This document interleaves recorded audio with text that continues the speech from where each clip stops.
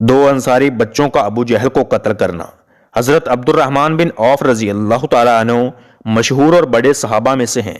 फरमाते हैं कि मैं बदर की लड़ाई में मैदान में लड़ने वालों की सफ में खड़ा था। मैंने देखा कि मेरे दाएं और बाएं जानब अंसार के दो कम उम्र लड़के हैं। मुझे ख्याल हुआ कि मैं अगर कवि और मजबूत लोगों के दरमियान होता तो अच्छा था कि जरूरत के वक्त एक दूसरे की मदद कर सकते। मेरे दोनों जानब बच्चे हैं, ये क्या मदद कर सकेंगे। इतने में इन दोनों लड़कों में से एक ने मेरा हाथ पकड़कर कहा, चचा जान, तुम अबू जहल को भी पहचानते हो?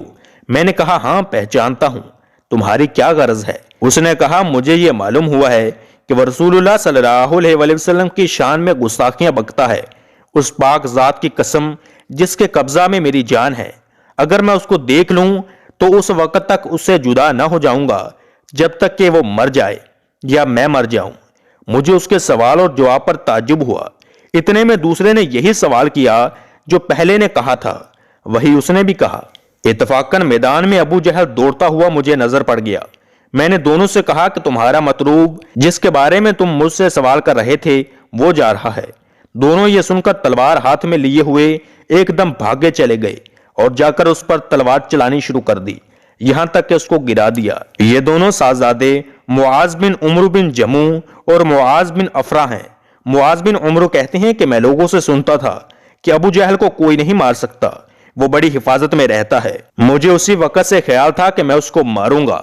ये दोनों साहबजादे पैदल थे और अबू जहल घोड़े पर सवार था, सफों को दुरुस्त कर रहा था।